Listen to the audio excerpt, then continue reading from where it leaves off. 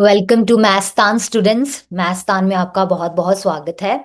So we have completed our question practice related to paper one. तो paper one जो है उसके question practices जो है हमने कर लिए हैं। अब हम आज से जो है पेपर टू के क्वेश्चन प्रैक्टिस की शुरुआत करेंगे बेटा। और इसके लिए we have our first chapter that is cytology and genetics and all these questions जो भी हम करेंगे, जो भी चैप्टर्स कर रहे हैं, ये सब जो है न्यू जो सिलेबस के ही अकॉर्डिंग है। ओके। सो फर्स्ट क्वेश्चन जो है वो आपकी स्क्रीन के ऊपर ये है। Identify the wrong statement. निम्नलिखित में से जो गलत स्टेटमेंट है उसको आइडेंटिफाई कीजिए, उन्होंने बोला है। तो hemoglobin is a globular protein, okay. Hemoglobin is a fibrous protein, okay. Hemoglobin fibrous proteins are insoluble in water and collagen is a fibrous protein. देखो, जब भी कोई ऐसी दो चीजें आए ना जो सेम सेम हो, बस ऑप्शन डिफरेंट है, तो इनमें से ही होगा कोई। ये हमारी क्या होती है, कॉमन सेंस या ट्रिक लगा लें। एक में कह दिया ग्लोबुलर प्रोटीन, एक में कह दिया फाइब्रस, तो ये। और अगर नहीं भी आता हो तो ग्लोबीन है तो गोल ही होगा, ये ग्लोबुलर ही होगा। एक तरीका ऐसे भी दिमाग लगा सकते हैं, ऐसे एज ए ट्रिक बता रही हूँ। वैसे ये बिल्कुल सही है कि हेमोग्लोबिन जो है एक ग्लोबुलर प्रोटीन है, तो ये तो सही है। फिर फाइब्रस प्रोटीन्स जो होते हैं वो पानी में सोलुबल नहीं होते, तो ये भी सही है पॉइंट। ये भी सही है। कोलाजन जो है वो एक फाइब्रस प्रोटीन है, तो ये भी सही है। ये सारी तो ऑप्शन सही है, तो ऑप्शन गलत जो है वो कौन सी है? That is option B. कि हीमोग्लोबिन को फाइब्रस प्रोटीन बोला हुआ है, यही तो गलत है। तो रोंग ही तो पूछनी थी, तो ऑप्शन बी जो है वो इसका आंसर है। बात आती है हीमोग्लोबिन की, तो ये क्या है? ग्लोबुलर प्रोटीन, ठीक है। इसकी स्फेरिकल शेप होती है ना, इसलिए तो ग्लोबुलर कहा है इसे। Spherical shape. और ये क्या होता है? Soluble in water. ओके। और ये क्या करता है? ट्रांसपोर्ट किसको करता है? ऑक्सीजन को ट्रांसपोर्ट करता है, ठीक है। तो ये हो गया क्वेश्चन आपका। नेक्स्ट क्वेश्चन की ओर चलते हैं हम। अब क्वेश्चन आता है बेटा कि इन टर्शरी स्ट्रक्चर्स ऑफ प्रोटीन्स, इसमें हम पे प्रोटीन्स, एंजाइम्स हो गए, सेल बॉडी हो गए, सेल ऑर्गेनेलीज हो गए, डीएनए वगैरह के रिलेटेड क्वेश्चंस हम करेंगे। तो in tertiary structure of proteins folding and shaping is done by. तो बेटा, जो टर्शरी स्ट्रक्चर होता है हमें पता है, पहले प्राइमरी स्ट्रक्चर होता है उसका, फिर फोल्डिंग होके सेकेंडरी, फिर फर्दर होके टर्शरी, फिर क्वार्टरनरी, ऐसे होता है। जो टर्शरी स्ट्रक्चर है बेटा उसमें फोल्डिंग और शेपिंग किसके द्वारा होती है? Hydrophobic interactions, polar interactions, hydrogen bonding, या नन ऑफ द मेंशन्ड। तो बेटा, इन द टर्शरी स्ट्रक्चर जो है प्रोटीन का, इसमें जो फोल्डिंग और शेपिंग है that is done bye hydrophobic interactions. अब आप कहोगे मैम, हाइड्रो मतलब वाटर, फोबिक मतलब उससे डरते हैं, ये रिपेलेंट है उसके, ठीक है। तो वाटर रिपेलेंट इंटरेक्शंस जो होती हैं उससे बनता है। तो इसमें क्या होता है, जो इसमें एक्चुअली होता क्या, अमाइनो एसिड से होते हैं बिल्डिंग ब्लॉक्स प्रोटीन्स के। तो अमाइनो एसिड्स जिनमें नॉन पोलर एंड्स हो, ऑब्वियसली वाटर को जो पसंद नहीं करते वो पोलर थोड़ी होंगे, नॉन पोलर। नॉन पोलर जो उसकी साइड चेन्स हैं बेटा, ये क्या करती हैं? क्लस्टर कर जाती हैं, मतलब जुड़ जाती हैं एक दूसरे के साथ, बहुत ज्यादा ग्रुपिंग करके क्लस्टर बना लेती हैं बेटा। क्लस्टर बना लेती हैं टुगेदर, मिलके, इकट्ठे मिलके क्लस्टर बना लेती हैं।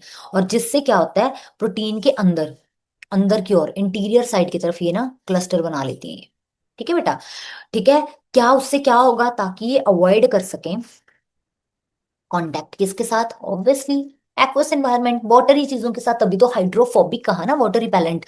तो उसके लिए नॉन पोलर एंड्स अंदर की तरफ कॉन्ट्रैक्ट, अंदर की तरफ अटैच होके एक दूसरे के साथ क्लस्टर बना लेंगे, जुड़ जाएंगे, ताकि अवॉइड कर सके contact with aqueous, watery, watery जो कंडीशंस है इन्वायरमेंट आउटसाइड का, उससे बच सके, ठीक है। हाइड्रोफोबिक आया।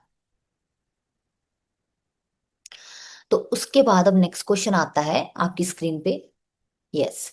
तो नेक्स्ट क्वेश्चन जो है वो ये है कि which of the following is false. अब निम्नलिखित में से कह रहे हैं कि कौन सी चीज है जो गलत है।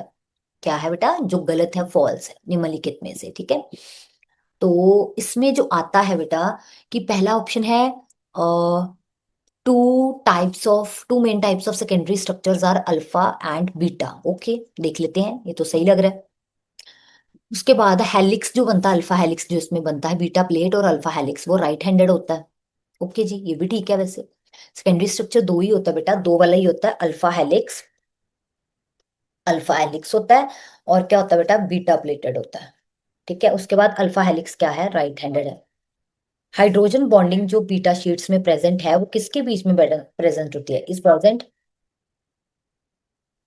Between the strands. किधर होती है बेटा, between the strands then within the, मतलब एक ही स्ट्रैंड के बीच में नहीं होती, बल्कि एक स्ट्रैंड और दूसरी स्ट्रैंड इनके बीच में होगी, बिटवीन द स्ट्रैंड्स। ये भी सही है, हाइड्रोजन बॉन्डिंग जो है वो इंटर वाली होती है, इंटर हाइड्रोजन बॉन्डिंग्स। ठीक है, उसके बाद आता है the hydrogen bonding beta sheet में विद इन द होगी। जब बीटा शीट की बात कर ली, बीटा में हमने बता दिया बिटवीन होती है, ना कि विद इन। ये ठीक है, ये गलत है, तो ऑप्शन डी जो है ये फॉल्स है।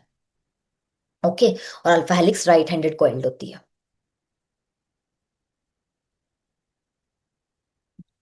उसके बाद आता है बेटा, जो नेटिव स्टेट जो है प्रोटीन की जो नेटिव स्टेट स्टेट है, कैन बी डिस्ट्रक्टेड बाय, किसके द्वारा जो है वो डिस्ट्रप्ट हो सकती है बेटा। तो इसमें जो है, एक क्वेश्चन आता है टेम्परेचर के द्वारा, एक आता है पीएच के द्वारा, और एक आता है रिमूवल ऑफ वाटर, पानी को जब हम रिमूव कर दें, या फिर प्रेजेंस ऑफ हाइड्रोफिलिक सर्फेसेस। इस क्वेश्चन को ना समझना पड़ेगा। तो जो मतलब प्रोटीन का एज इट इज जो फॉर्म है, उसकी नेटिव स्टेट है, वो कैसे बिगड़ी जा सकती है, कैसे बिगड़ी जा सकती है। तो बेटा एक ना प्रोसेस होता है डीनेचुरेशन, उससे बिगड़ती है, किससे, डीनेचुरेशन। तो जिसमें क्या होता है, डीनेचुरेशन का मतलब है कि टूट जाना उसका, डी मतलब ब्रेकेज, रिमूवल, समथिंग। इसमें क्या होता है, ब्रेक हो जाती हैं जो उसमें वीक केमिकल बॉन्ड्स है।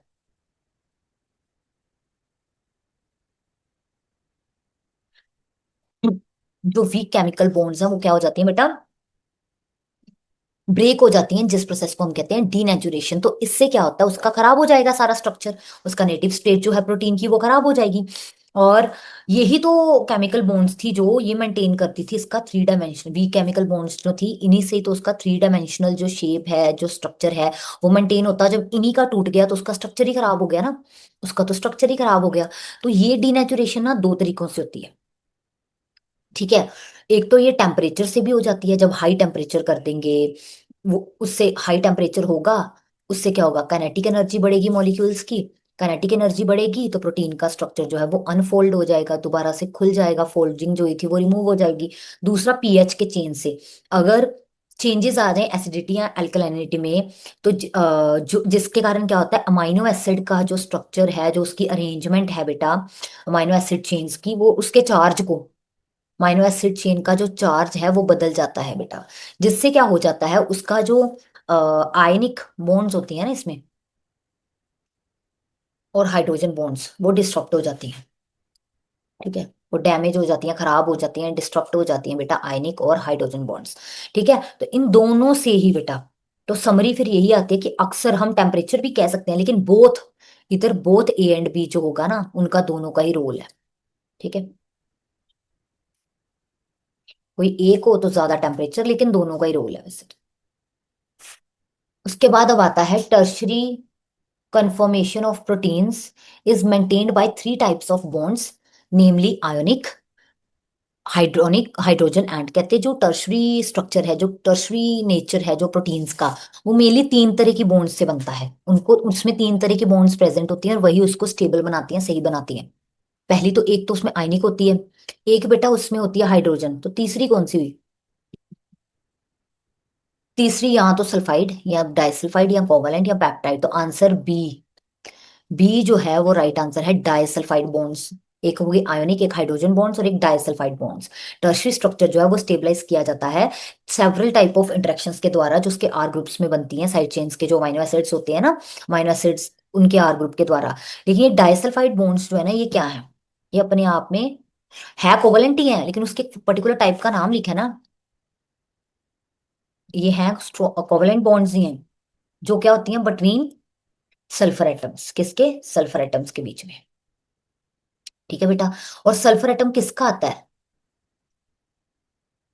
सिस्टीन रेजिड्यूज, जो सिस्टीन अमाइनो एसिड वाले रेजिड्यूज होंगे ना, उसके उसमें सल्फर होता है, सल्फर और सल्फर के बीच में ये बॉन्ड बनती है, डाइसल्फाइड बॉन्ड, और बाकी आयनिक और हाइड्रोजन, ये तो मैंने आपको बता ही दिया, ठीक है। इनके द्वारा प्रोटीन का जो है ना वो स्ट्रक्चर, टर्सरी स्ट्रक्चर, वो मेंटेन होता है। उसके बाद अब आ गया आगे, haemoglobin is a what. Haemoglobin हम शुरू से पढ़ते आए हैं, वो अपने आप में क्या है, मोनोमर, डायमर, टेट्रामर या ट्राइमर। तो बेटा आपने सबने सुना होगा शुरू से कि हीमोग्लोबिन में ना चार सब यूनिट्स होती हैं, फोर, ठीक है। दो अल्फा और दो कौन सी होती हैं बेटा, दो होती हैं बीटा। तो क्या है ये, टेट्रामर है। ये क्या है बेटा, टेट्रामर है। इसमें दो अल्फा चेन्स हैं, दो बीटा चेन्स हैं। और ये क्या रिस्पॉन्सिबल है, ये जो रेड ब्लड सेल्स में पाया जाता है, ये आरबीसीज में होता है हीमोग्लोबिन। और इसका मेन रोल क्या है, ऑक्सीजन को ट्रांसपोर्ट करना, कैरी करके लेके जाना, ठीक है, हर सेल तक जहां जरूरत है, ठीक है। और हर एक ये जो सब यूनिट है ना, हर एक में क्या होता है, हीम ग्रुप प्रेजेंट होता है, ठीक है। क्या होता है, हीम ग्रुप प्रेजेंट होता है बेटा। जो हीम ग्रुप में क्या होगा, हीम क्योंकि आयरन होता है उसमें, आयरन एटम जो उनको अलो करता है एक सिंगल हीमोग्लोबिन के, हर एक में होगा। हर एक मतलब हर एक यूनिट में चार यूनिट्स है ना, तो हर एक में मतलब टोटल चार हीम ग्रुप्स हुए, जिसमें आयरन एटम है, तो वो चार ऑक्सीजन एटम्स को, एक जो है एक मॉलिक्यूल चार ऑक्सीजन मॉलिक्यूल्स को, एक हीमोग्लोबिन जो है चार ऑक्सीजन मॉलिक्यूल्स को ट्रांसपोर्ट कर सकता है, ठीक है।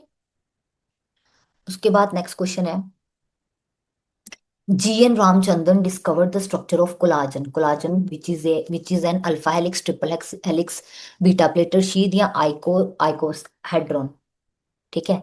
तो बेटा इसमें जो है बेटा, GN रामाचंद्रन जो थे, एक बेस्ट नोन थे साइंटिस्ट, कह लो आप, जो भी थे, केमिस्ट साइंटिस्ट है ना, एक तरह का साइंटिस्ट, या कोई भी डिस्कवरी कर रहा है तो उसको हम साइंटिस्ट कह देते हैं। तो ये क्या था बेटा, ये जाने माने थे किसकी डिस्कवरी के लिए, कोलाजन की डिस्कवरी।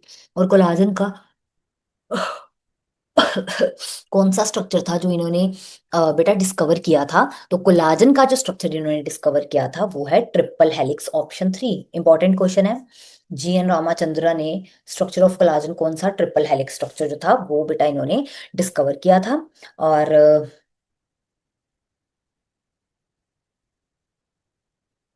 नेक्स्ट क्वेश्चन पे चलते हैं। तो नेक्स्ट क्वेश्चन ये रहा आपकी स्क्रीन पे, विच of the following is not function of protein. Protein का इनमें से कौन सा फंक्शन नहीं है। तो कई बार आपको पता होगा हम टर्म्स यूज करते हैं कि एंजाइम्स भी तो प्रोटीन नेचर के होते हैं, प्रोटीन से ही बने होते हैं, तो एंजाइम्स तो ऑब्वियसली, ठीक है बेटा। हॉर्मोन्स भी जो होते हैं ये क्या होते हैं, प्रोटीनिशियस नेचर के होते हैं, ये इन्फेक्शंस के अगेंस्ट फाइट कर सकते हैं, ये तो ठीक है। लेकिन प्रोटीन को हम जेनेटिक मटेरियल कहाँ से कह दिए, जेनेटिक मटेरियल तो न्यूक्लिक एसिड्स वही हो गए, DNA, RNA, एक्स्ट्रा जेनेटिक, जैसे प्लाज्मिड हो गया, इनको तो फिर हम कहें। लेकिन प्रोटीन थोड़ी, प्रोटीन तो फाइट करता है इन्फेक्शन। हॉर्मोन्स में जैसे हम कह दें, जैसे इंसुलिन है, वो एक प्रोटीन ही तो है, लेकिन वो हार्मोन, हार्मोन है ना वो, प्रोटीन हार्मोन है वो, केमिकल मैसेंजर। एंजाइम्स, एंजाइम्स सारे ही प्रोटीनिशियस नेचर के होते हैं बेटा, सारे ही प्रोटीनिशियस नेचर के, ठीक है। तो एंजाइम्स हो गए प्रोटीनिशियस नेचर के, और अगेंस्ट फाइट अगेंस्ट इन्फेक्शन अगर हम कहें, तो एंटीबॉडीज जो होती हैं,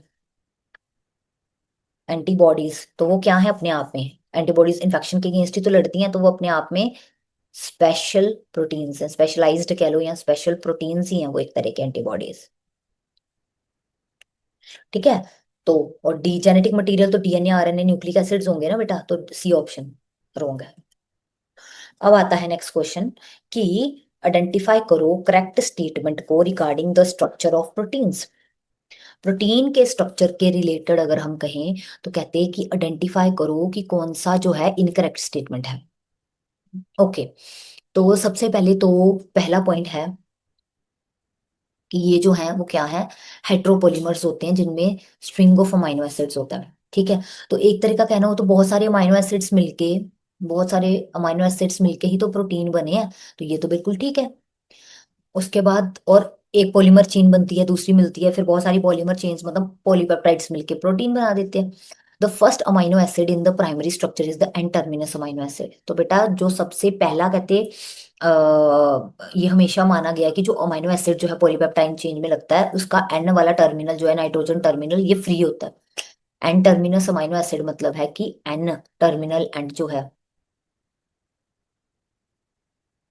उसका फ्री होता है, ये शुरू से ही माना गया है। जब अमाइनो एसिड जब मिलके क्या बनाते हैं, प्रोटीन की बनाते हैं, तो उसका एंड टर्मिनस क्या होगा, फ्री एंड होगा बेटा। ठीक है, ये हमेशा पहले अमाइनो एसिड का ऐसा माना जाता है। लेफ्ट हेलिसेस आर ऑब्जर्व्ड, जब ये ना कई बार अगर आपको नहीं भी ना हो बेटा आता हो, sometimes most of the times ये होता है जिनके साथ ओनली ऑलवेज ऐसा लिखा हो ना, तो वो चीजें रोंग होती हैं। तो ओनली हमेशा लेफ्ट हेलिसेस को ही ऑब्जर्व किया जाता है, तो रोंग है ये रोंग है। क्योंकि सेकेंडरी प्रोटीन्स जो होते हैं ना बेटा, सेकेंडरी स्ट्रक्चर जो प्रोटीन का, ठीक है बेटा, तो उसमें ज्यादातर ऑलमोस्ट ऑलमोस्ट एक्सक्लूसिवली जो है, ऑलमोस्ट सारे राइट हैंडेड होते हैं स्ट्रक्चर। और लेफ्ट हैंडेड भी पॉसिबल है, लेफ्ट हैंडेड भी, ऐसा बात नहीं है, बट ये रेयर होते हैं लेफ्ट हैंडेड। ये क्या है, रेयर। एक्सट्रीम जो है वो क्या है, राइट हैंडेड एक्सक्लूसिवली जो प्रेजेंट होते हैं ज्यादा। ठीक है। उसके बाद आता है कि जो टर्शरी स्ट्रक्चर है, इसका मतलब रॉन्ग ऑप्शन यही है। Tertiary structure is absolutely essential for many biological functions of the proteins. तो ये जो ऑब्वियसली टर्शरी 3D स्ट्रक्चर जो है, 3D फोल्डिंग हो रही होती है, उसी ने टर्शरी स्ट्रक्चर बनाया होता है बेटा। तो इससे जो है कहते ही ये बहुत इंपॉर्टेंट है, बहुत सारे प्रोटीन्स जो है वो एज ए बायोलॉजिकली हेल्प कर सके फंक्शंस को परफॉर्म करने में। ये बिल्कुल सही बात है, क्योंकि इससे क्या होती है, कुछ एक्टिव स्ट्रक्चर में एक्टिव साइट्स बनती हैं, एक्टिव साइट्स बनती हैं, और इसकी कोई प्रॉपर शेप आती है जो जरूरी होती है किसके, एंजाइम के एक्शन के लिए। एंजाइम एक्शन के लिए एंजाइम की प्रोटीन को वो हेल्प करती है कि वो एज ए एंजाइम जो है वो वर्क करें, या रिसेप्टर्स या एंटीबॉडीज वर्क करें। तो टर्शरी स्ट्रक्चर में एक्टिव साइट्स बन जाती हैं, और क्या होता है, उसकी ऐसी पर्टिकुलर शेप एक आ जाती है जिससे कि वो एज ए एंजाइम या एंटीबॉडीज एक्ट कर सके। ठीक है। उसके बाद आता है बेटा long protein chain upon itself, folded upon itself like a hollow woolen ball and gives us a three-dimensional view of protein belongs to।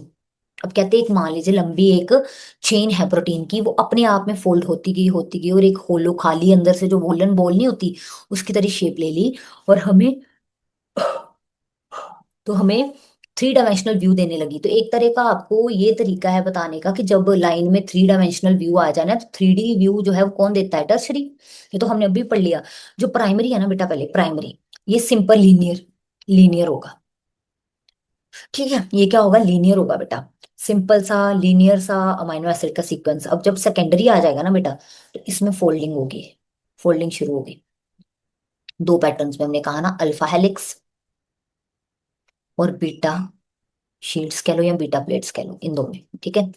फिर आगे फर्दर कोइलिंग होगी, फोल्डिंग होगी फर्दर, तो 3D स्ट्रक्चर मिलेगा। क्या मिलेगा, 3D स्ट्रक्चर। और ये होल वुलन बॉल टाइप, ये भी याद रखना, whole woollen ball type entire पोलन जो पॉलीपेप्टाइड चेन है वो, और फर्दर वुलन बॉल की तरह, मतलब ऐसे बना रहे थे बॉल की तरह शेप, जैसे कि कवर होके अंदर से खाली हो जैसे, तो 3D स्ट्रक्चर टर्शरी।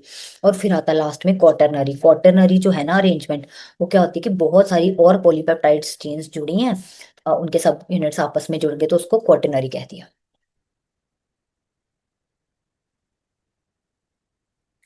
उसके बाद अब आता है बेटा कि अडल्ट ह्यूमन हीमोग्लोबिन है, उसमें क्या होता है, तो हमने पहले ही बोल दिया उसमें 4 ये सब यूनिट्स होती हैं। ये तो कोई टफ रहा ही नहीं। उसमें क्या होती हैं, 4 सब यूनिट्स होती हैं। उसमें 4 सब यूनिट्स होती हैं, उसमें से 2 अल्फा और 2 बीटा होती हैं, तो option 3 is the right answer. ठीक है, option 3 is the right answer.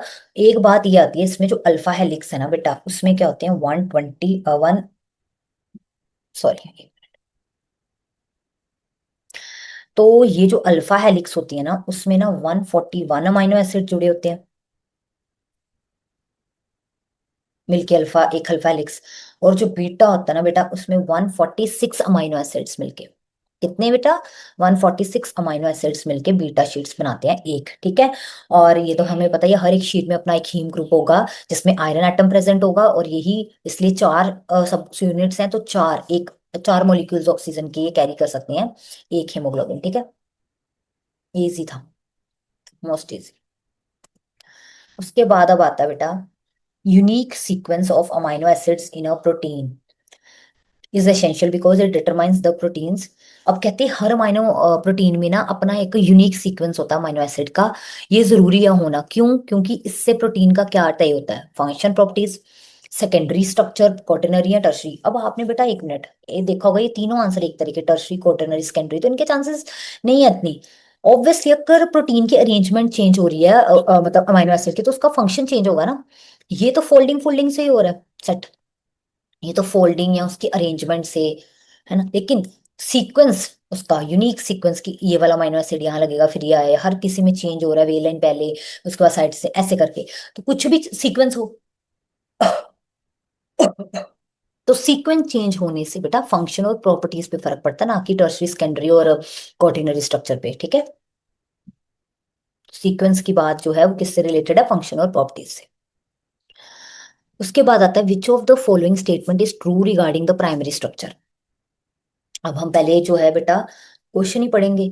तो प्राइमरी स्ट्रक्चर के कहते हैं, प्रोटीन का जो प्राइमरी स्ट्रक्चर होता है उसके रिगार्डिंग जो निम्नलिखित में से कौन सी ऑप्शंस हैं जो रॉन्ग है, जो ट्रू है, सॉरी जो ट्रू है मतलब सच है।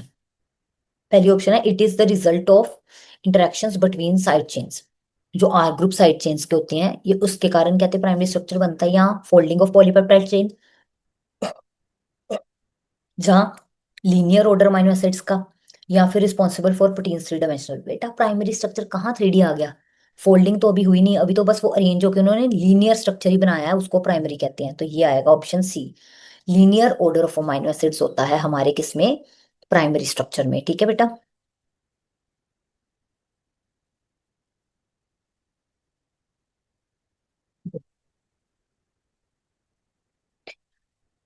उसके बाद आता है the last amino acid, question आता है the last amino acid in protein, ठीक है बेटा। Last amino acid in proteins primary structure is called. जब हमने कह दिया कि जब भी कोई पॉलीपेप्टाइड चेन में फर्स्ट अमाइनो एसिड है वो क्या होता है बेटा, एन टर्मिनल होता है, कि उसका एन वाला एंड फ्री है, तो ऑब्वियसली एंडिंग पे अब उल्टा होगा ना, सी टर्मिनल ही होगा। सी टर्मिनल यहाँ से एन में शुरू हुआ तो एंड में सी टर्मिनल पे एंड होगा ना अब उसकी, तो अगर उसका एन वाला साइड ओपन है तो अब एंडिंग जो होगी वो उसके सी टर्मिनल से होगी ना, तो सी टर्मिनल अमाइनो एसिड होता है। अब हम कहेंगे सी टर्मिनस या एन टर्मिनस, सी टर्मिनस होगा कार्बोक्सिल ग्रुप होगा यहाँ पे, कार्बोक्सिल ग्रुप एंड जो उसका वो फ्री होगा, नो बॉन्डिंग, फर्दर कहीं जोड़ा नहीं होगा, बॉन्ड नहीं किया होगा, क्योंकि ये फ्री रहता है इसलिए इसको एंडिंग कहते हैं। जहां भी जब ये फ्री रह गया कार्बोक्सिलिक ग्रुप, मतलब एंडिंग हो गई पॉलीपेप्टाइड चेन की, अमीनो एसिड के लगने की, ठीक है। ओके बेटा। उसके बाद आता है आपकी स्क्रीन के ऊपर क्वेश्चन है how many different amino acids are commonly found in the genetic code serving as building blocks for proteins. तो कहते कितनी डिफरेंट तरह के जो अमाइनो एसिड्स हैं वो यूजुअली एक जेनेटिक कोड में प्रेजेंट होते हैं, लगे होते हैं, जो प्रोटीन बनाने का बिल्डिंग ब्लॉक का काम करते हैं। हमें पता है ना प्रोटीन सिंथेसिस जब होती है तो एमआरएनए में जेनेटिक कोड्स लगे होते हैं, वो कितने वो जो है जेनेटिक कोड्स में जो वो कितने डिफरेंट तरह के अमाइनो एसिड्स को कोड करते हैं, तो हमें 20 अमाइनो एसिड्स बेटा 20 होते हैं इनको।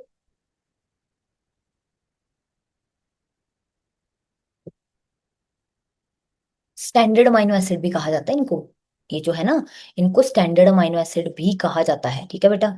ठीक है। और ये जो जेनेटिक कोड होता है ना जिनके साथ ये यूनिवर्सल यूनिवर्सल जेनेटिक कोड के द्वारा ये 20 जो है कोडेड किए जाते हैं, और एक जेनेटिक कोड में 3 नाइट्रोजन बेसिस का ट्रिपलेट कोडोन हम कहते हैं, मिलके 3 बेसिस मिलके ट्रिपलेट मिलके एक जेनेटिक कोड बनाते हैं, ठीक है। और कुछ जो है ना ऐसे, बट कईयों में जो है वो रियर एक्सेप्शन है, पर 20 जो है ना वो स्टैंडर्ड बायोलॉजिकल इसका आंसर है। कईयों में तो चलो फिर 20 ही है मेन जो हम स्टैंडर्ड आंसर मानते हैं, ठीक है, कईयों में एक्सेप्शन आ सकती हैं नहीं तो। अब नेक्स्ट क्वेश्चन देखिए, तो primary structure of protein refers to the, हमने पहले ही कहा प्राइमरी स्ट्रक्चर किसको रेफर करता है, arrangement of secondary structure, linear sequence of amino acids, ठीक है, linear sequence of amino acids बेटा, थ्री डायमेंशनल स्ट्रक्चर को, या फिर प्रेजेंस ऑफ डाइसल्फाइड्स। तो बेटा देखिए, सेकेंडरी स्ट्रक्चर की जब बात हुई वो तो सेकेंडरी स्ट्रक्चर हो गया, लीनियर जो है ये प्राइमरी को, प्राइमरी में लाइन ही बनेगी, अभी लीनियर ही होगा, थ्री डायमेंशनल टर्शरी में डाइसल्फाइड बॉन्ड्स, हाइड्रोजन बॉन्ड्स और आयनिक बॉन्ड्स का क्वेश्चन किया, ये किस में होती हैं, टर्शरी में। तो आंसर इज बी ऑप्शन, कि अमाइनो एसिड लीनियर अरेंजमेंट में है, ये प्राइमरी स्ट्रक्चर को जो है वो बताएगा, ठीक है। उसके बाद अब आता बेटा what is the term for the first amino acid in a proteins primary structure, जो अभी हमने ये भी किया, देखो उसी क्वेश्चन को कैसे टिल्ट करके उन्होंने पूछा है वही क्वेश्चन है।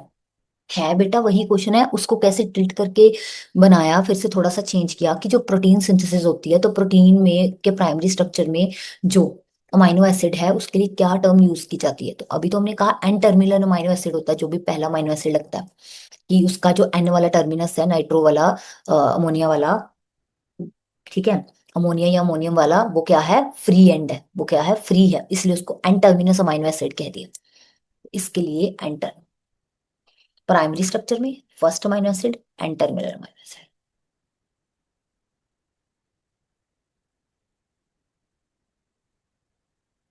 अब आता है नेक्स्ट क्वेश्चन। तो नेक्स्ट क्वेश्चन जो है बेटा वो ये है कि upon increasing the temperature, upon increasing the temperature to the maximum, the shape of an enzymes active site. जब हम कहते एक एंजाइम का बेटा जो जिस टेम्परेचर में वो है उसकी सराउंडिंग में हम लगातार टेम्परेचर को मैक्सिमम कर दें, तो एंजाइम की एक्टिव साइट की शेप पे क्या सेम रहेगी, क्या वो बदलेगी, क्या वो सेम रहेगी, ठीक है, क्या वो कहते हैं सेम रहेगी एक्टिव साइट, जैसी शेप थी वैसी शेप की, या वो चेंज होगी, या उसकी कोई ज्योमेट्रिक कन्फॉर्मेशन हो जाएगी, या फिर वो डी नेचर कर जाएगी। तो बेटा चेंज करेगी, सिंपली आंसर है changes, answer number B. Shape change करेगी, जब हाई टेम्परेचर हो जाएगा तो शेप जो है बेटा वो चेंज करेगी, ठीक है। अब आता है क्वेश्चन कि what is meant by optimum temperature of the enzyme. कहते जब हम एंजाइम की बात करते हैं कि वो किस टेम्परेचर पे काम करता है, तो हम कहते हैं कि ऑप्टिमम टेम्परेचर होना चाहिए, ये मतलब बिल्कुल सही, कम से कम जितना हमें चाहिए उतना, जो सही वैल्यू उसको कहते हैं ऑप्टिमम टेम्परेचर। तो ऑप्टिमम टेम्परेचर से आपका क्या मतलब है। ऑप्शन ए जो है वो है temperature at which the primary structure of an enzyme remains intact, temperature at which an enzyme produces the maximum amount of product, the temperature at which an enzyme may be more affected by inhibitor, नहीं inhibitor के द्वारा affect का तो नहीं, the temperature at which an enzyme produces the least amount of product। तो एक है least, एक है हाई, तो ऑप्शन बी सही है बेटा। ऑप्टिमम वो होता है जिसमें वो बेस्ट काम करता है, ऑप्टिमम टेम्परेचर होता है बेस्ट, बेस्ट जिसमें वो फुली एफिशिएंट होता है, बेस्ट एफिशिएंट, फुली एफिशिएंट होता है, तो वो तो वही होगा एफिशिएंसी, मतलब वो उस टेम्परेचर पे एंजाइम अपना मैक्सिमम वर्क देगा, maximum amount of product produce करेगा। तो option B is the right answer, ठीक है बेटा।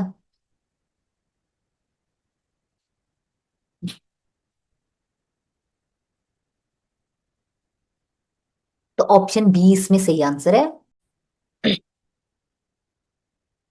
तो बेटा अब नेक्स्ट क्वेश्चन आपकी स्क्रीन पे है कि the rate of reaction doubles for a rise of every. तो जो कितना टेम्परेचर बढ़ाने पे जो रेट ऑफ रिएक्शन है वो डबल हो जाता है।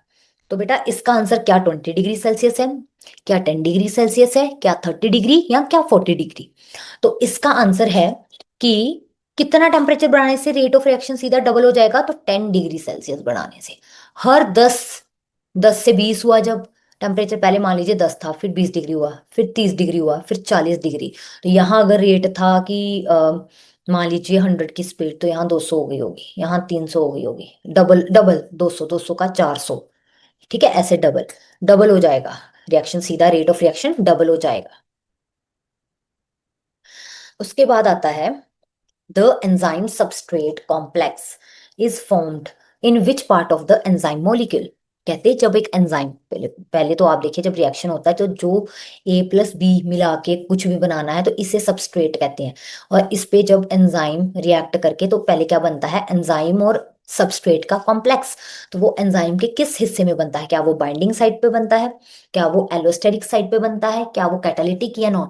तो ऑब्वियसली सबस्ट्रेट एंजाइम के किसी पॉइंट पे बाइंड ही करेगा ना, तो वो बाइंडिंग साइट होती है बेटा, वो क्या होती है, बाइंडिंग साइट होती है, जहां पे एंजाइम सबस्ट्रेट कॉम्प्लेक्स बनता है, ठीक है। सबस्ट्रेट क्या करता है, शुरू में यहाँ पे अटैच हो जाता है, अटैच हो जाता है किसके साथ, एंजाइम के साथ, एंजाइम के साथ अटैच हो जाता है बहुत सारी वीक फोर्स के द्वारा, वीक इंटरेक्शंस के द्वारा, ठीक है। वीक इंटरेक्शंस, वीक फोर्सेस के द्वारा ये क्या हो जाएगा बेटा, सबस्ट्रेट जो है वो एंजाइम के साथ अटैच हो जाएगा, जैसे कि वीक में आ जाती हैं, जैसे कि हाइड्रोजन बॉन्ड्स, आयनिक बॉन्ड्स, और इससे एंजाइम सबस्ट्रेट कॉम्प्लेक्स बन जाएगा। तो binding site is the right answer, ठीक है। उसके बाद नेक्स्ट क्वेश्चन आता है in an acidic medium the amino acids carry a positive charge and act as, कहते मान लीजिए हमारे पास एक क्या है, हमारे पास एक एसिडिक मीडियम है आप मान लीजिए, और उसमें अमाइनो एसिड्स जो पॉजिटिव चार्ज कैरी कर रहे हैं, ठीक है, अमाइनो एसिड जो पॉजिटिव चार्ज कैरी कर रहे हैं वो एक्ट करेंगे किसकी तरह उसमें, बेटा वो बेस के ऑपोजिट, जब एसिडिक मीडियम है और उसमें अमाइनो एसिड पॉजिटिव चार्ज वाले हैं तो वो बेस की तरह एक्ट करेंगे, ठीक है। क्यों? क्योंकि अ, देखिए मैं बताती हूँ, जैसे कि एसिडिक मीडियम है ना, तो उसमें एसिड क्या होता है जो एच पॉजिटिव देता है, प्रोटॉन, तो उसमें हाई है, ये हाई अमाउंट में है, हाई हाई रेशियो में इनको प्रोटॉन्स कहते हैं, ये हाई है, ठीक है। और जैसे अमाइनो एसिड जो पॉजिटिव चार्ज वाले हैं वो मैं आपको कह सकती हूँ, पॉजिटिव चार्ज वाले वो ये होंगे, एसिडिक मीडियम में अमाइनो एसिड एक पॉजिटिव चार्ज कैरी करता है, ठीक है, अमाइनो एसिड्स कैरी कैसे, क्योंकि देखो ना, जो वो NH2 होगा, ठीक है, और ये उसके पास लोन पेयर है और इसमें बहुत सारे H पॉजिटिव है, ये एक्ट करेगा और ये इसके साथ बॉन्ड बना के NH3 पॉजिटिव बना देगा, और NH3 पॉजिटिव जो हो गया बेटा, ये अपने आप में क्या है, ये एक तरह का प्रोटोन में एक्सेप्ट करता, जो ब्रोंस्टेड लोरी था ना, उन्होंने कहा था कि ये कब कैसे एक्ट करेंगे, ब्रोंस्टेड लोरी कॉन्सेप्ट के अकॉर्डिंग ये बेस की तरह एक्ट करेंगे, ठीक है, एसिडिक मीडियम में। उसके बाद आता है बेटा अब कि एक एंजाइम है, एंजाइम कैटालिटिक रिएक्शन है बेटा, उसमें जो सबस्ट्रेट है बेटा वो फर्स्ट कन्वर्ट होता है एक हाई एनर्जी स्टेट में। ऑब्वियसली बेटा जब एक एंजाइम कैटालिटिक मतलब एंजाइम डाल के ही जो रिएक्शन होता है वो रिएक्शन, एक रिएक्शन ऐसा जो एंजाइम डालने से कैटालाइज होता है, उसमें सबस्ट्रेट जो है जो भी ए बी जिस पे रिएक्शन होना वो हमने डाला, वो पहले जो एक हाई एनर्जी स्टेट में चेंज हो जाता है, जिसे ट्रांजिशन हाई एनर्जी स्टेट या एक्टिवेशन स्टेट कहते हैं, क्या कहते हैं, तो बेटा वो मतलब अपनी ग्राउंड स्टेट से एक हाई एनर्जी स्टेट में चला गया तो उसको ट्रांजिशन स्टेट कहेंगे, कि वो एक बदलाव वाली स्टेट में आ गया, ट्रांजिशन स्टेट में आ गया, जो कि क्या होती है, एक हाई एनर्जी स्टेट होती है। तो इसमें क्या होता है ना बेटा, इसमें क्या होता है, फाइनल प्रोडक्ट में पहले क्या सबस्ट्रेट था, फिर आया ट्रांजिशन स्टेट और उसके बाद बनता है फाइनल प्रोडक्ट, ठीक है। और एंजाइम्स क्या करते हैं, वो इसमें वर्क करेंगे कि उसकी एक्टिवेशन एनर्जी को कम कर देंगे ताकि वो स्टेट पे पहुंच पाए, ठीक है। उसके बाद होता है बेटा which statement about the active site is not true, निम्नलिखित में से कौन सी ऐसी स्टेटमेंट है जो एक्टिव साइट एंजाइम की जो एक्टिव साइट होती है उससे उसके बारे में सच नहीं है, सही नहीं है। तो एक्टिव साइट का क्या एक पर्टिकुलर शेप होता है, एक्टिव साइट जो है क्या वो नॉन स्पेसिफिक है, एक्टिव साइट जो है क्या उसमें कुछ अमाइनो एसिड्स लगे होते हैं, अब एक्टिव साइट जो है बेटा क्या वो सबस्ट्रेट को प्रोडक्ट में कन्वर्ट कर देती है। तो बेटा एक और बात, जो एक्टिव साइट होती है ना एंजाइम की, जो एक्टिव साइट है उसकी अपनी एक शेप होती है, तो ऑब्वियसली जब उसकी एक स्पेसिफिक शेप है तो वो एक स्पेसिफिक एंजाइम के साथ ही जुड़ेगा, वो एक स्पेसिफिक शेप है स्पेसिफिक एंजाइम के साथ ही जुड़ेगी, तो वो ये नॉन स्पेसिफिक कैसे हो सकता है, ये रॉन्ग है, यही गलत है। फिर आता है एक्टिव साइट कुछ अमीनो एसिड्स की बनी है ना, उसमें होते हैं यस, और एक्टिव साइट पे जब सबस्ट्रेट जो है वो लगता है तो वो उसको कन्वर्ट करता है सबस्ट्रेट का, इसका काम क्या, एक्टिव साइट का यहाँ से काम होगा वो सबस्ट्रेट को फाइनल प्रोडक्ट में चेंज करेगी। तो option B is the right answer, जो गलत है एक एक्टिव साइट को लेके, कि वो उन्होंने कहा बी ऑप्शन कहती है कि एक्टिव साइट क्या नॉन स्पेसिफिक है, नहीं स्पेसिफिक है। उसके बाद आता है एक small organic non protein part that help in enzyme reaction is a, कहते हैं एक छोटा सा ऑर्गेनिक लेकिन नॉन प्रोटीनिशियस, प्रोटीन नहीं होगा उसमें, होता ऑर्गेनिक है लेकिन बिना प्रोटीन वाला पार्ट जो एंजाइम रिएक्शन में हेल्प करता है, उसे क्या कहते हैं। तो ये ना एंजाइम चैप्टर में से क्वेश्चन है कि प्रोटीनिशियस नॉन प्रोटीनिशियस को क्या कहते हैं क्या नहीं, तो इसको क्या कहा जाता है बेटा, small organic non protein part से ही लर्न कर लेना है, उसको प्रोस्थेटिक ग्रुप कहा जाता है बेटा, ठीक है, उसको क्या कहा जाता है, प्रोस्थेटिक ग्रुप कहा जाता है। उसके अलावा अगर हम एक्टिवेटर की बात करें बेटा, तो ये इनऑर्गेनिक मेटल्स होते हैं, ये क्या होते हैं बेटा, इनऑर्गेनिक मेटल्स होते हैं, मेटल आयंस, ठीक है, जैसे कि एग्जांपल देती हूँ मैं आपको, मैग्नीशियम 2 पॉजिटिव, जिंक 2 पॉजिटिव, ये टेम्पररी टेम्पररी ना कुछ टाइम के लिए मतलब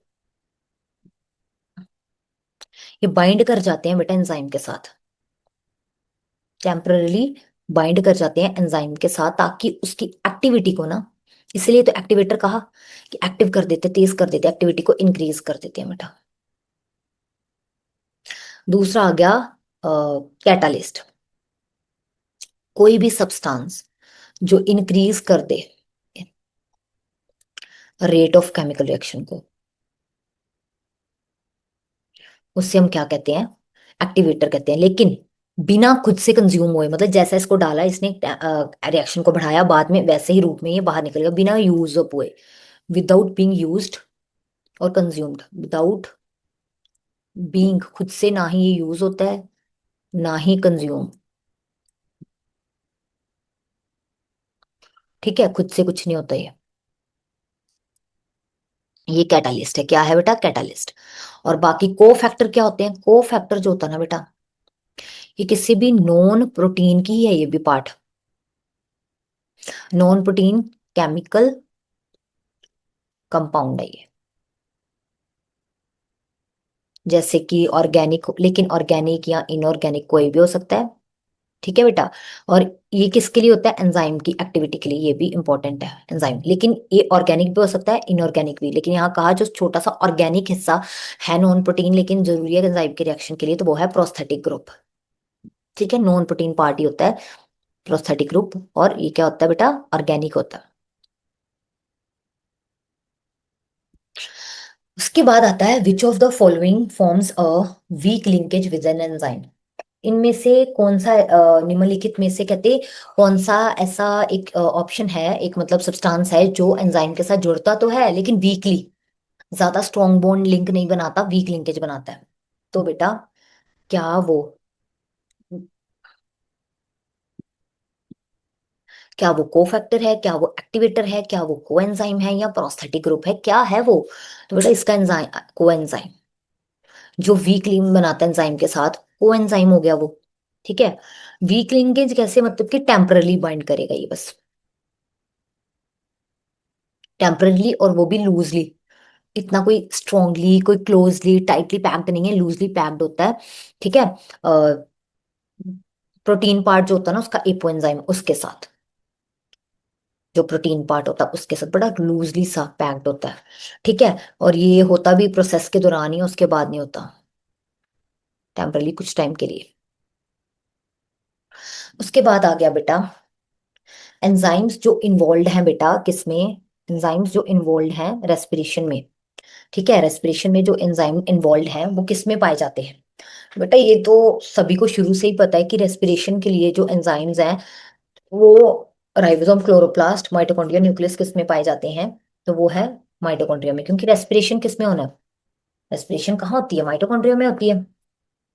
इसीलिए तो इसको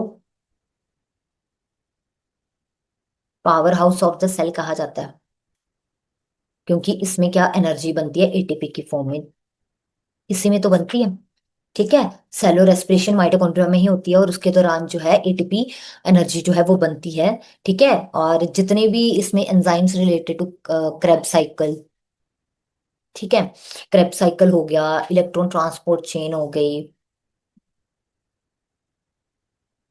इससे रिलेटेड जितने भी एंजाइम्स हैं बेटा वो कहाँ है, माइटोकॉन्ड्रिया के अंदर है। कहाँ है, माइटोकॉन्ड्रिया के अंदर।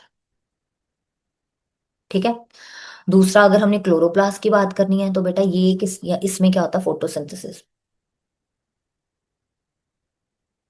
जो प्लांट्स अपना खाना खुद बनाते हैं वो फोटोसिंथेसिस से। और राइबोसोम्स को प्रोटीन फैक्ट्री, प्रोटीन सिंथेसिस ये होती है इसलिए इसको प्रोटीन फैक्ट्री कहा जाता है। और जो न्यूक्लियस है बेटा उसमें हमारा जेनेटिक मटेरियल होता है, जेनेटिक मटेरियल जैसे कि डीएनए, कईयों में आरएनए होगा, normally most of the time DNA वगैरह होता है, और ये सेल की एक्टिविटीज को क्या करता है बेटा, कंट्रोल करता है ये सेल की एक्टिविटीज को। ठीक है,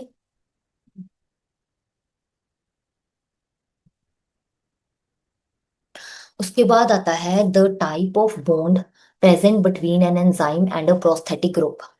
कहते प्रोस्थेटिक ग्रुप मैंने पहले बताया ऑर्गेनिक होगा लेकिन नॉन प्रोटीन पार्ट होगा, तो कहते जो एंजाइम और नॉन प्रोटीन पार्ट जो ऑर्गेनिक होता है प्रोस्थेटिक ग्रुप, उसके बीच का जो बॉन्ड है बेटा वो कैसा होता है,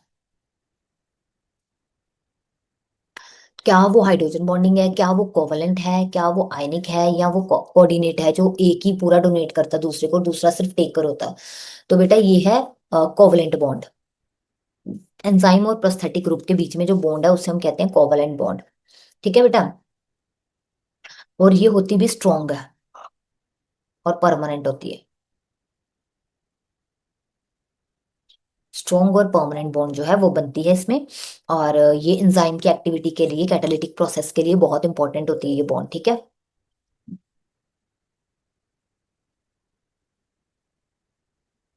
उसके बाद अब आता है बेटा, what is the end product of glycolysis under anaerobic conditions in human muscle.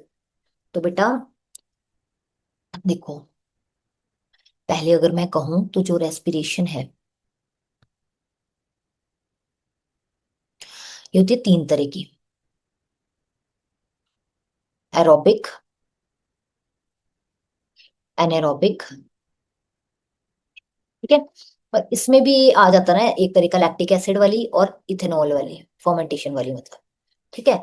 तो ये हो गया। अगर ऑक्सीजन की प्रेजेंस में हो रही है बेटा, ये होती है नॉर्मल जो ऑक्सीजन की प्रेजेंस में होती है, और होती भी माइटोकॉन्ड्रिया में है।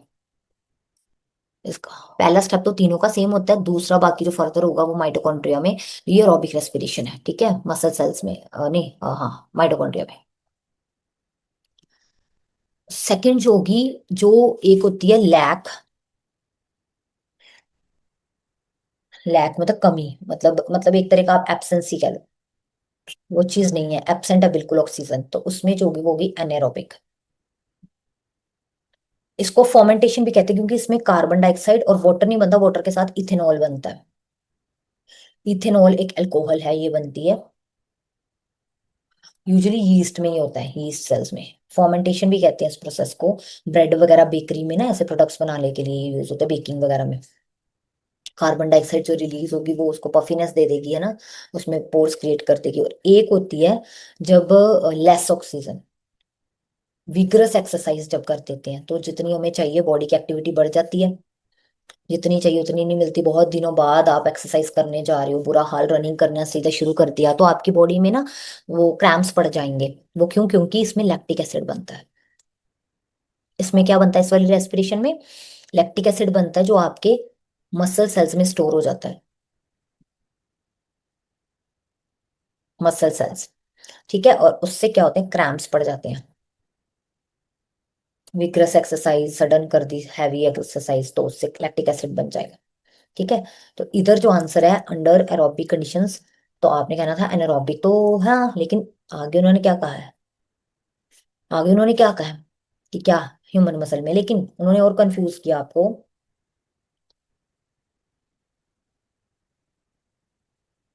तो मसल्स में, ह्यूमन मसल्स में जो बनेगा वो तो है लैक्टिक एसिड। लेकिन एक और बात, जब ग्लूकोज जो है फर्स्ट टाइम टूटता है ना, तो वो टूटता है पारुविक एसिड में।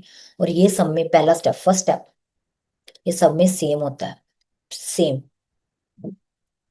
और होता भी किसमें है, साइटोप्लाज्म में। सब ऑर्गेनिजम्स में। और चाहे एरोबिक है एनारोबिक है, साइटोप्लाज्म में होगा, पारुविक एसिड बनेगा, ये सब में सेम होगा। ठीक है। उसके बाद आता है, where does the synthesis of urea primarily take place in the mammalian body. जो मैमल की जो बॉडी है बेटा, उसमें जो यूरिया बनता है वो कहाँ पे मेनली होता है? क्या किडनी में, या लीवर में, या मसल्स में, या स्प्लीन में?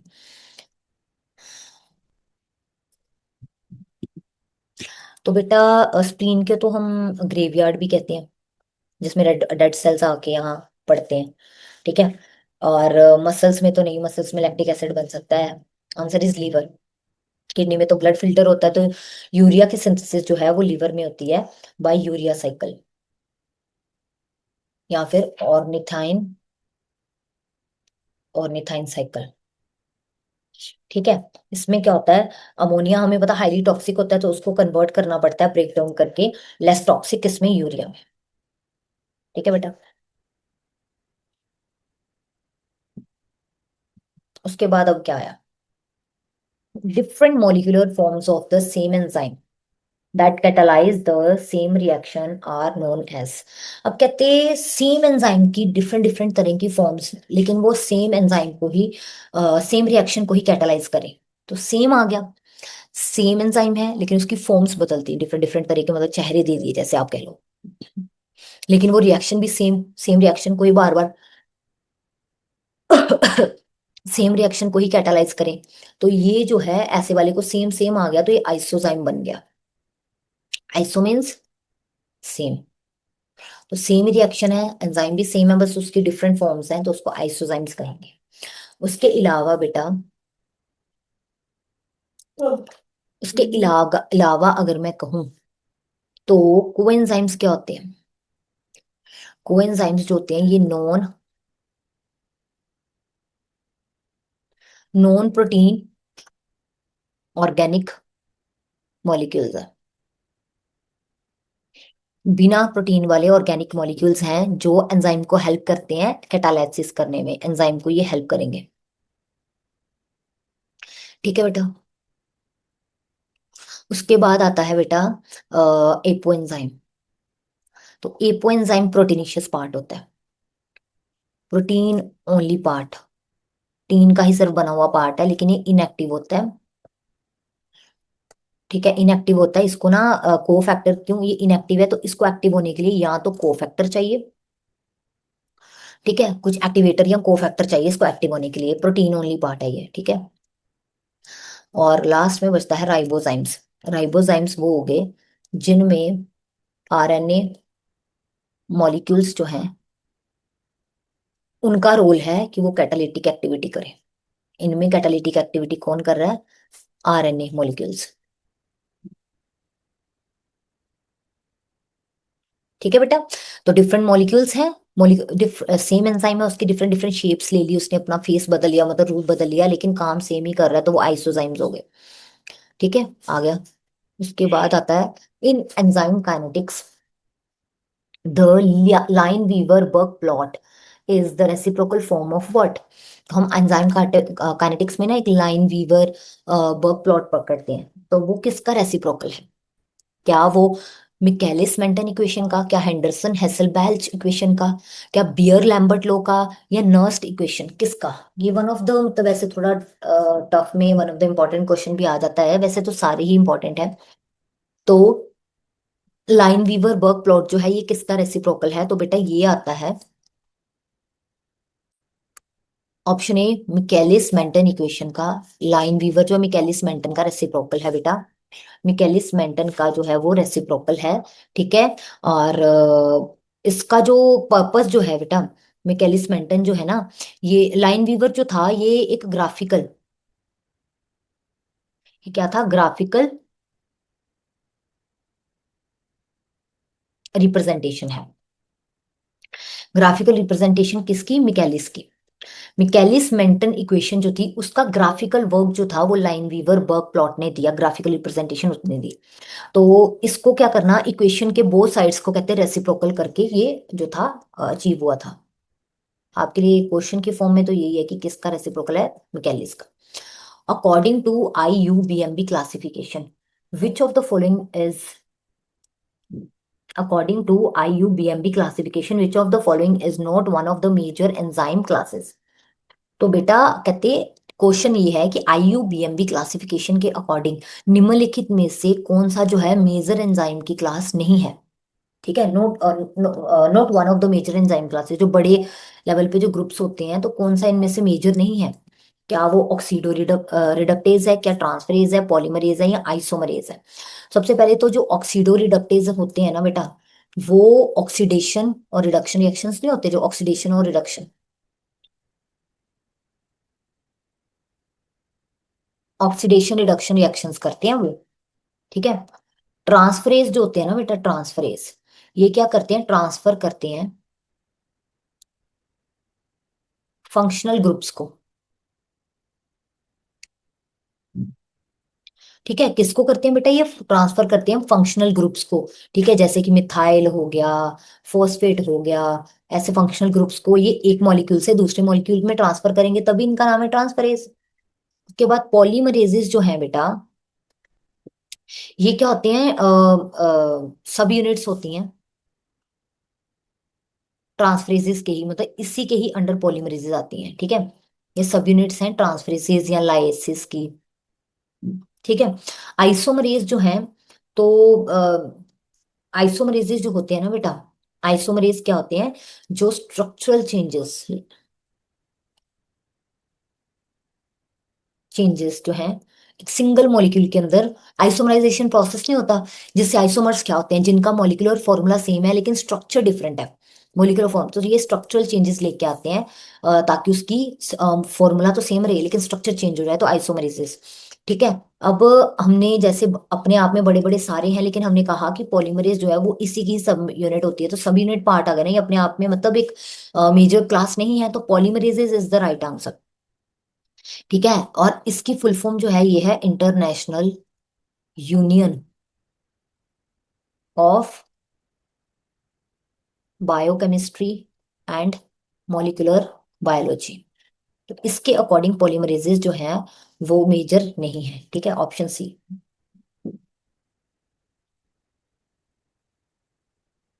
उसके बाद है, what is an inactive precursor of an enzyme called. जो इनएक्टिव प्रिकर्सर होता है उससे एंजाइम का जो, उसको क्या कहा जाता है, तो क्या वो एपो एंजाइम है, देखो बेटा, एक्वेंजाइम प्रोटीन पार्ट होता था सिर्फ और सिर्फ, और ये क्या होता था इनएक्टिव, जो एक्टिव होता है कोफैक्टर्स द्वारा, लेकिन वो इनएक्टिव प्रिकर्सर नहीं है। होलोएंजाइम, जाइमोजन या आइसोजाइम में से एक है। तो बेटा ये जो इसको तो क्या है, ये होता इनएक्टिव है लेकिन बिना किसके, विदाउट कोफैक्टर के, जैसे कोफैक्टर मिला ये तो बन जाएगा, जैसे ही कोफैक्टर मिला ये एक्टिव हो जाएगा, ठीक है। होलो एंजाइम कहना हो तो ये क्या होता है, कंप्लीट एक्टिव एंजाइम, होलो मीन्स पूरा, तो एक कंप्लीट एक्टिव एंजाइम है। तो ये कैसे होता है, मतलब जब एपो एंजाइम है उसको कोफैक्टर भी नहीं मिला, लेकिन जब एपो प्लस उसके साथ कोफैक्टर जुड़ गया, तो उसने क्या बना दिया बेटा, दोनों ने मिलके बना दिया होलो एंजाइम, ठीक है, कंप्लीट पार्ट हो गया इसका। उसके बाद आएगा जाइमोजन। तो जाइमोजन जो है ना, इसको प्रो एंजाइम भी कहा जाता है, क्या कहा जाता है बेटा, इसको प्रो एंजाइम भी कहा जाता है। और प्रो एंजाइम कहा जाता है, और ये क्या है, एक तरह का इनएक्टिव प्रिकर्सर, इसी को कहा जाता है इनएक्टिव,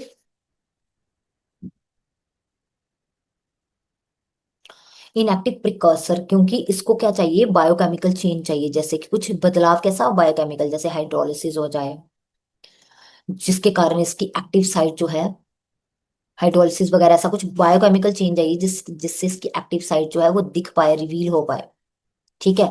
ताकि एक्टिव बनने के लिए इसको पहले पूरा प्रोसेस चाहिए, एक एक हाइड्रोलिक एक जो है बायोकेमिकल प्रोसेस चाहिए, ठीक है। लेकिन जो है आइसोजाइम, आइसोजाइम जो है हमने पहले कह दिया, जो एंजाइम्स जो होते हैं क्या होते हैं, उनकी बस डिफरेंट शेप्स होती हैं, लेकिन सेम एंजाइम की डिफरेंट फॉर्म्स, लेकिन वो सेम रिएक्शन करती हैं।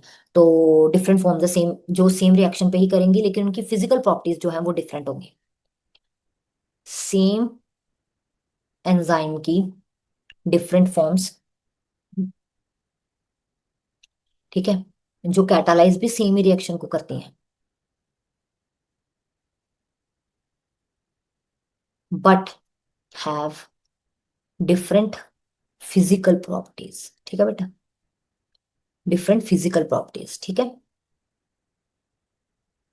उनको हम आइसोजाइम कहेंगे। तो इसका जो आंसर है ना वो है ऑप्शन सी, जाइमोजन, जो इनएक्टिव प्रिकर्सर्स है। ओके बेटा, अब हम करते हैं, विच ऑफ द फॉलोइंग, ठीक है, विच of the following nitrogenous basis is found in RNA but not in DNA. तो निम्नलिखित में से कैसे, ऐसे कौन से जो है नाइट्रोजिनस बेसिस हैं जो आरएनए में पाए जाते हैं लेकिन डीएनए में नहीं, ठीक है बेटा। तो हमें पता है बेटा, एडेनाइन, मतलब ग्वानिन एडेनाइन हो गया एक तो, एक होता है साइटोसिन एंड थाइमिन, ये होते हैं डीएनए में, लेकिन आरएनए में टी की जगह ना यू आ जाता है, यूरेसिल आ जाता है, ठीक है। इसमें क्या होता है, यूरेसिल आ जाता है आरएनए में, तो यूरेसिल जो है ये आंसर है कि जो सिर्फ आरएनए में है, डीएनए में नहीं है, वो क्या है, यूरेसिल, ठीक है। अब Which vitamin acts as coenzyme in the transfer of amino acids and is involved in transamination? तो कहते हैं बेटा कौन सा ऐसा एंजाइम है, विटामिन है जो कोएंजाइम की तरह एक्ट करता है, और किसमें, जब अमाइनो एसिड्स का ट्रांसफर होता है तो उसमें कोएंजाइम की तरह एक्ट करेगा, और ट्रांसएमिनेशन प्रोसेस में इसका इन्वॉल्वमेंट है। क्या वो विटामिन सी है, क्या वो विटामिन बी 6 है, पायरिडॉक्सिन, क्या विटामिन बी 12 है, या फॉलिक एसिड है? तो बेटा ये है बी 6 पायरिडॉक्सिन।